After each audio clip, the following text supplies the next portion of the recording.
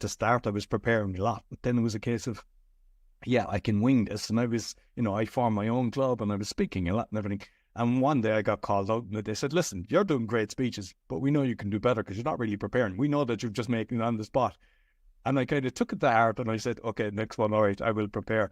And they told me that the next speech was my best speech that I've ever done. And then I was speaking at Mind Valley at an event not long after that, kind of the next speech, it was about 6 months later, and I made sure that I really prepared and I wasn't nervous, right? Which I always had a bit of jitters, and it kind of told me, stop winging it, really prepare. And it just makes it so much better. Because, I mean, when you do record, then you can repurpose it and use it again for something else. But when you're winging it, it's not so that you have as much material that you can be taken from it.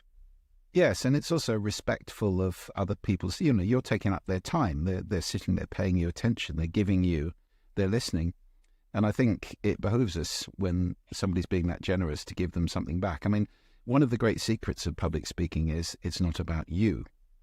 And you can tell when it's about the speaker. When they're there, they're looking to get self-aggrandizement. They're looking for approval and love and respect and all that kind of stuff. It's ego-based, and it is transparent. You can tell when somebody's after that.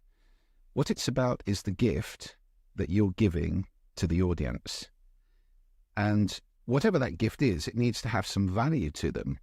So, one of the great questions that editors always ask trainee journalists when they're starting is, so what? So what? Why would this matter to the person reading it? It's just the same when you're speaking. So what? Why? If I'm sitting in that audience, why would this be important to me? Is this moving me from where I start to a different place 20 minutes or an hour later or whatever it may be? And what is that place? What's the journey I've been on? Have I learned something? Have I been informed, entertained, impassioned, inspired? There's always a journey that you take people on.